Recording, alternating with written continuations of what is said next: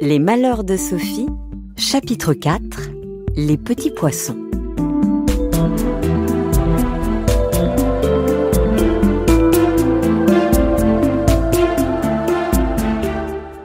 Sophie était étourdie. Elle faisait souvent, sans y penser, de mauvaises choses. Voici ce qui lui arriva un jour. Sa maman avait des petits poissons, pas plus longs qu'une épingle et pas plus gros qu'un tuyau de plumes de pigeon. Madame de Réan aimait beaucoup ces petits poissons, qui vivaient dans une cuvette pleine d'eau, au fond de laquelle il y avait du sable pour qu'ils puissent s'y enfoncer et s'y cacher. Tous les matins, Madame de Réan portait du pain à ces petits poissons. Sophie s'amusait à les regarder pendant qu'ils se jetaient sur les miettes de pain et qu'ils se disputaient pour les avoir.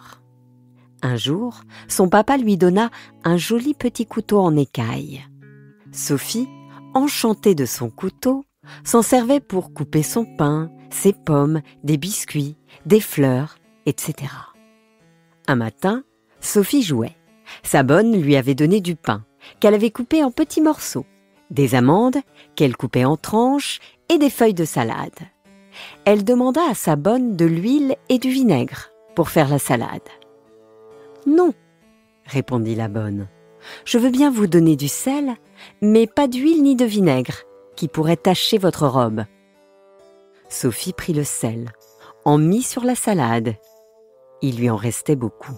« Si j'avais quelque chose à saler, » se dit-elle. « Je ne veux pas saler du pain. Il me faudrait de la viande ou du poisson. Oh, la bonne idée! Je vais saler les petits poissons de maman. J'en couperai quelques-uns en tranches avec mon couteau. Je salerai les autres tout entiers. Que ce sera amusant! Quel joli plat cela fera! » Et voilà Sophie, qui ne réfléchit pas que sa maman n'aura plus les jolis petits poissons qu'elle aime tant, que ces pauvres petits souffriront beaucoup d'être salés vivants ou d'être coupés en tranches. Sophie court dans le salon où étaient les petits poissons.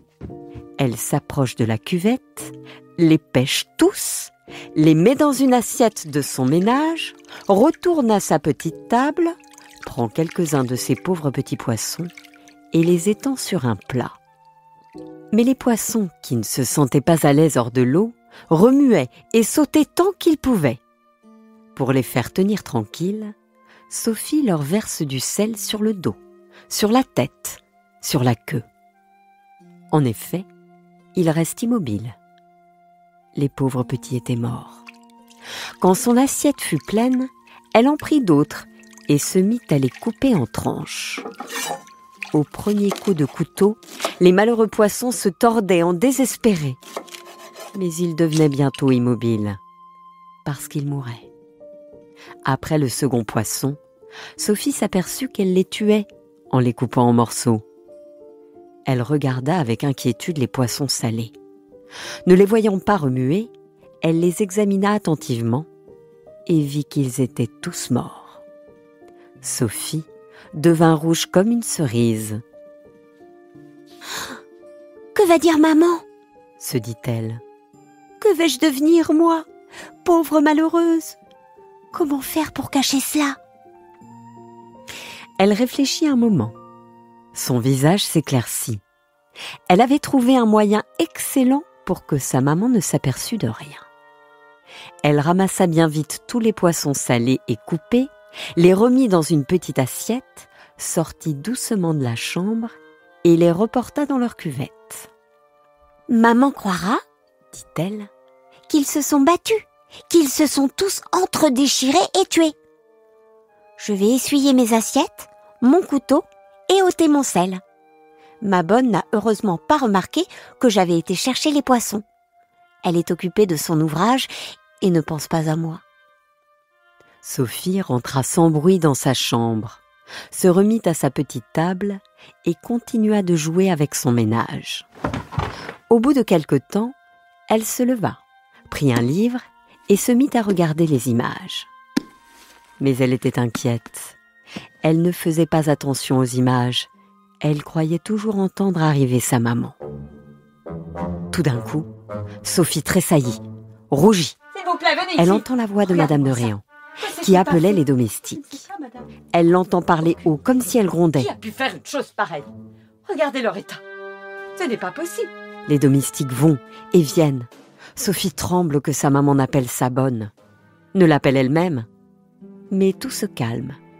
Elle n'entend plus rien.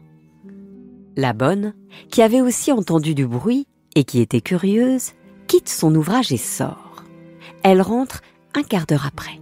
« Comme c'est heureux, dit-elle à Sophie, que nous ayons été toutes deux dans notre chambre sans en sortir. Figurez-vous que votre maman vient d'aller voir ses poissons. Elle les a trouvés tous morts, les uns entiers, les autres coupés en morceaux.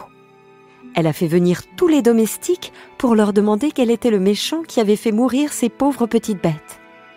Personne n'a pu ou n'a voulu rien dire. Je viens de la rencontrer. Elle m'a demandé si vous aviez été dans le salon. J'ai heureusement pu lui répondre que vous n'aviez pas bougé d'ici, que vous vous étiez amusé à faire la dînette dans votre petit ménage. « C'est singulier, dit-elle. J'aurais parié que c'est Sophie qui a fait ce bon coup. »« Oh, madame, lui ai-je répondu, Sophie n'est pas capable d'avoir fait une chose si méchante. »« Tant mieux, dit votre maman, car je l'aurais sévèrement punie. C'est heureux pour elle que vous ne l'ayez pas quittée et que vous m'assuriez qu'elle ne peut pas avoir fait mourir mes pauvres poissons. »« Oh, quant à cela, madame, j'en suis bien certaine, ai-je répondu. » Sophie ne disait rien. Elle restait immobile et rouge, la tête baissée, les yeux pleins de larmes. Elle eut envie un instant d'avouer à sa bonne que c'était elle qui avait tout fait. Mais le courage lui manqua. La bonne, la voyant triste, crut que c'était la mort des pauvres petits poissons qui l'affligeait. « J'étais bien sûre, dit-elle, que vous seriez triste comme votre maman du malheur arrivé à ces pauvres petites bêtes.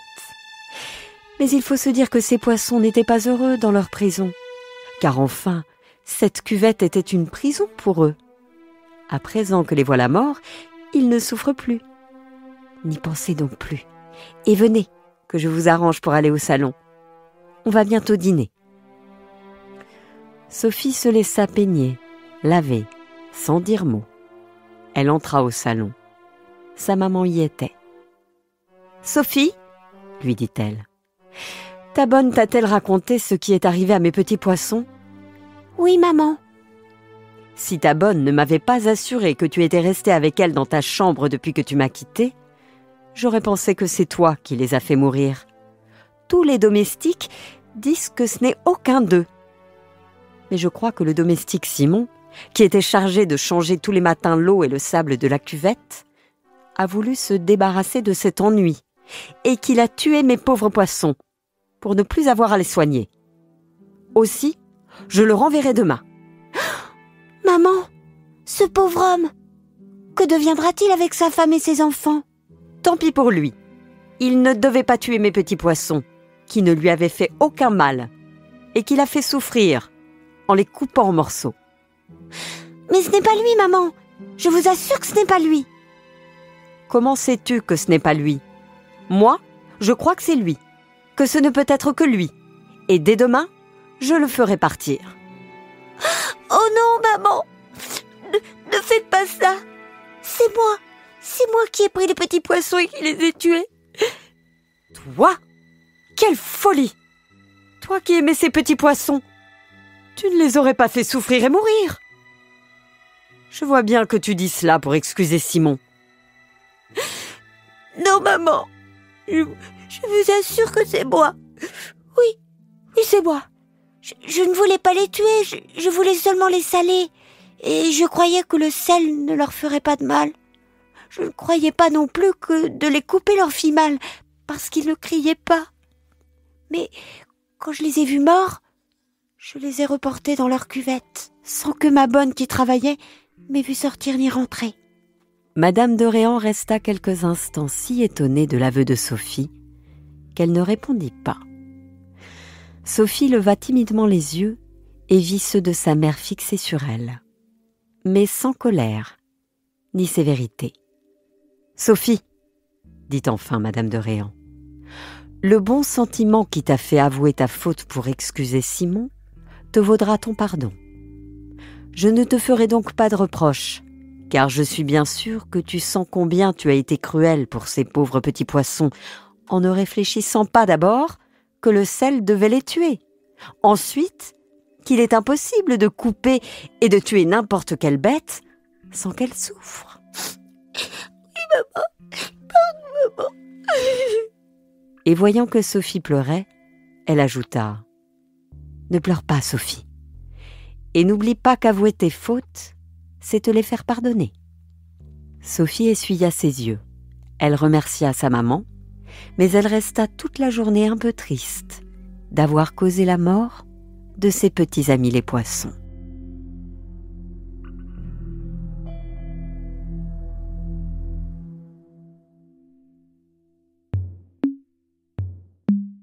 Voilà, c'était le chapitre 4, Les petits poissons.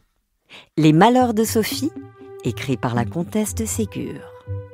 Encore une histoire est un podcast produit par Benjamin Muller, réalisé par Alexandre Ferreira et raconté par Céline Kallmann.